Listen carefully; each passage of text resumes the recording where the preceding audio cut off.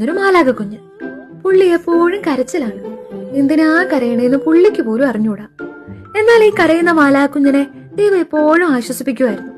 ഈ കരഞ്ഞോണ്ടിരിക്കുന്ന മാലാകുഞ്ഞിനെ കാണാൻ ഈശോയ്ക്ക് ഒത്തിരി ഇഷ്ടമായിരുന്നേ. കുറെ നാൾ അങ്ങനെ പോയി. മാലാക കരയും, ദൈവം ആശ്വസിപ്പിക്കും. മാലാക കരയും, ദൈവം ആശ്വസിപ്പിക്കും. അങ്ങനെ ഒരു ദിവസം മാലാക സഹിയിട്ട് ദൈവത്തോട് ചോദിച്ചു, അല്ല ദൈവമേ, നമ്മൾ ഈ പരിപാടി തുടങ്ങിയിട്ട് കുറെ നാളായി. ഞാൻ കരയും, നീ ആശ്വസിപ്പിക്കും. ഞാൻ കരയും, നീ ആശ്വസിപ്പിക്കും. ഇനി അത് പറ്റത്തില്ല. ഇതിനൊരു പരിഹാരം വേണം. ഒന്നും മിണ്ടാതെ ദൈവം ആ മാലാകുഞ്ഞിനെ എടുത്ത് ഭൂമിയിലേക്ക് പോയി.